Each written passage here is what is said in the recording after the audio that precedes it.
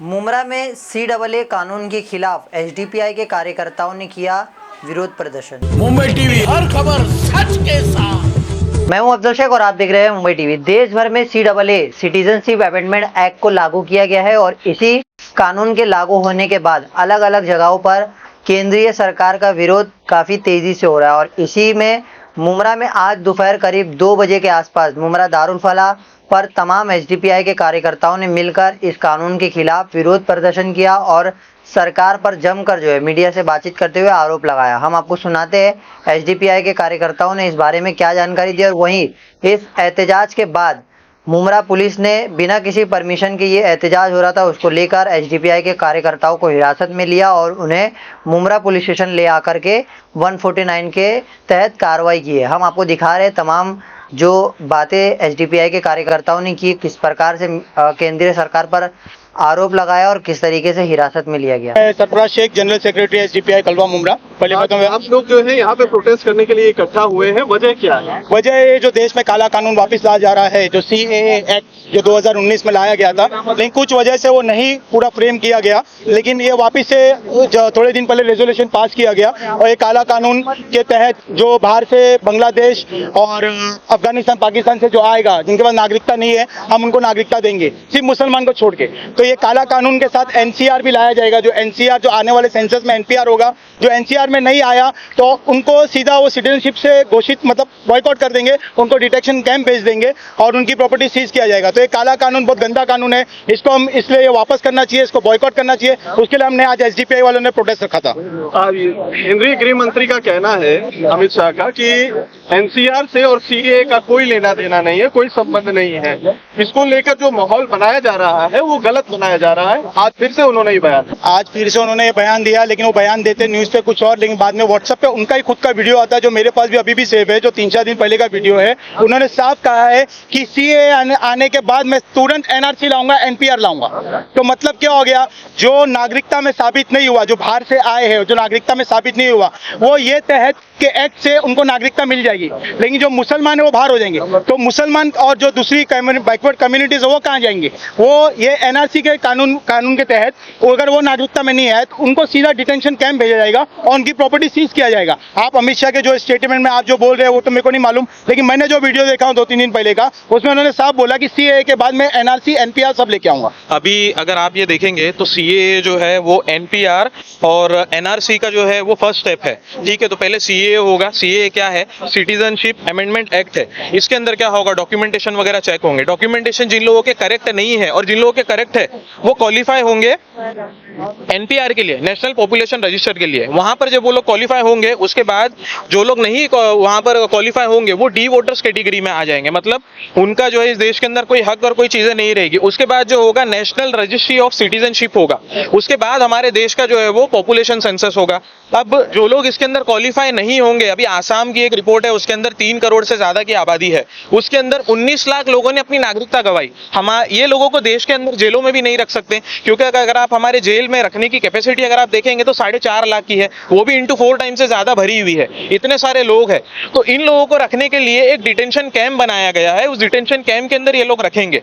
और इसी के साथ साथ सिर्फ खतरे में जो नागरिकता है वो मुसलमानों की ही नहीं है। जो भी लोग इसके अंदर अपनी सिटीजनशिप नहीं प्रूफ कर पाएंगे, वो दलित है, SC ST है, OBC है, बैकवर्ड क्लास है, माइनॉरिटीज है, ये सारे लोग ये प्रॉब्लम को जो है आने वाले टाइम में फेस करेंगे। और 2019 के अंदर बीजेपी गवर्नमेंट ने सुप्रीम कोर्ट के अंदर एक एफिडेविट फाइल किया था, जिसके अंदर उन्होंने सुप्रीम कोर्ट को यह बताया था कि वोटर ID, आधार कार्ड, पैन कार्ड और भी जितने डॉक्यूमेंट्स है, ये सिटीजनशिप प्रूफ करने के लिए हम इसको काउंट नहीं करेंगे आगे चल के। उसके बाद ये होता है कि हमको इससे, ये कानून के जरिए से जितने लोग इसमें बच जाते हैं उनको सेकंड लेवल का सिटीजनशिप बनाने की कोशिश की जा रही है। और जो बीजेपी के जरिए से पोलराइजेशन हमारे देश के अंदर चल रहा है, वो चल ही रहा है। डिवाइड एंड रूल की पॉलिटिक्स जो चल रही है वो चल ही रही है। और ये चीजों को देखते हुए हमारी पार्टी ने कल सुप्रीम कोर्ट के अंदर पिटीशन फाइल किया है और हम लोग इसके लिए जो है तो लीगल फाइट लड़ेंगे सुप्रीम कोर्ट के अंदर। अमित शाह का कहना है कि CAA कानून जो बना है वो सिटीजनशिप देने का कानून है, सिटीजनशिप लेने का कानून नहीं है, पहली बात। दूसरी बात ये है कि इसमें किसी को अपनी नागरिकता प्रूव करनी नहीं है। जो ऑलरेडी इंडिया के रेजिडेंट हैं, ये उनके लिए है जो शरणार्थी बनकर आपके देश में आए हुए हैं, आपसे शरण मांग रहे हैं। तो देखिए, जब ये अगर ये उनके लिए कानून बना हुआ गया, तो हमने देश के अंदर डिटेंशन कैंप क्यों बनाए गए? जो लोग बाहर से आए उनको बाहर भेज देना चाहिए। दूसरी चीज ये है, जब ये कानून बाहर वालों के लिए बनाया गया है तो क्या हमारे देश का जो सिस्टम है वो इतना कमजोर है कि बाहर के देश के लोग आकर हमारे देश के अंदर Aadhaar card, PAN card, ration card जैसी सुविधाओं का जो है आनंद ले रहे हैं और हमारे देश के अंदर रह रहे हैं? तो ये गवर्नमेंट का कंप्लीटली फेलियर है इसके अंदर। और अगर ये उन्होंने ये बताया कि ये नागरिकता देने का कानून है, तो जब प्रधानमंत्री नरेंद्र मोदी जी ने 12 तारीख को जब ये नोटिफिकेशन जाहिर किया तो उसके अंदर मुसलमानों का नाम क्यों नहीं लिखा? उन्होंने ये बात क्यों उसके अंदर लिखी कि हमारे देश के अंदर जो नागरिकता मिलेगी वो XYZ कम्युनिटीज को और कास्ट को मिलेगी, तो मुसलमानों का नाम क्यों नहीं उसके अंदर मेंशन किया गया? हमारा सवाल ये है उनसे। कानून है वो 3 देशों के ऊपर आधारित है, बांग्लादेश, पाकिस्तान और अफगानिस्तान। उनमें से जो माइनॉरिटीज हैं, क्योंकि वो तीनों इस्लामिक स्टेट है, तो वहां पे माइनॉरिटीज कौन होंगे ये आपको पता है। उनको सिटीजनशिप देने की बात कही गई है, जो आपके ऑलरेडी देश में आ चुके हैं। ये आज नहीं आए हुए हैं, लगभग 6 साल पहले आके आपके यहाँ बसे हुए हैं।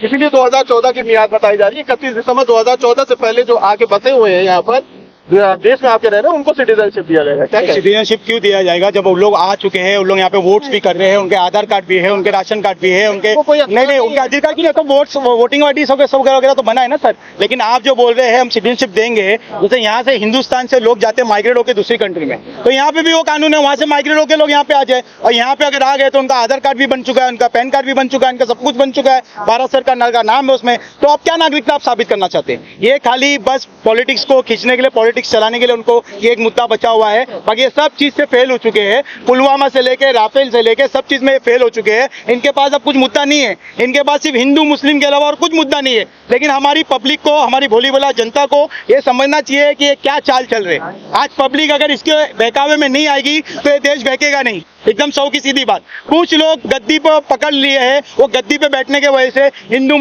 मुस्लिम और आम जनता भी पकड़ाई गई हुई है, पागल हो चुकी है, जो उनके बहकावे में आके कदम उठा रही है। तो हमको सोचना चाहिए, हमको रोजगार की जरूरत है, हमको महंगाई से लड़ने की जरूरत है। हमारे पास अनाज नहीं है, हमारे पास खाने पीने को नहीं है, हमारे पास अच्छी एजुकेशन नहीं है, हमारे पास अच्छी यूनिवर्सिटी नहीं है, हमारे पास ये सब मुद्दा नहीं है। ये सब पे हम काम करेंगे तो ज्यादा अच्छा है। आज बेटी बचाओ बेटी पढ़ाओ के ऊपर आप नारे लगा रहे हैं, हम बेटी बचाओ बेटी पढ़ाओ, बेटी सुरक्षित कहाँ है? आप घुसपैठियों की बात कर रहे हैं। आपके हिंदुस्तान में, अरुणाचल प्रदेश में चाइना इतना घुस चुका है, उसके बारे में तो पहले सोचो, फिर बाद में दूसरों को नागरिकता देने के बारे में सोचना। पहले वो तो पूरा हमारा कंट्री को कब्जा, या आधा हिस्सा कब्जा कर लिया, अरे पहले उनको तो बाहर निकालो। कहाँ है वो 56 इंच वाले हमारे प्राइम मिनिस्टर जी?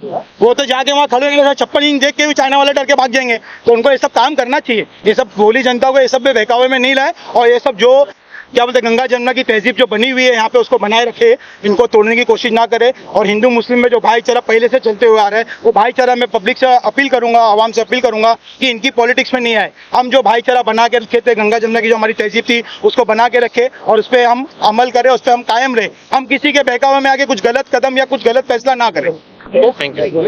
ऐसी तमाम अपडेट से जुड़े रहने के लिए सब्सक्राइब करें मुंबई टीवी। मैं अब्दुल शेख, फिर हाजिर हूँ एक नई न्यूज के साथ।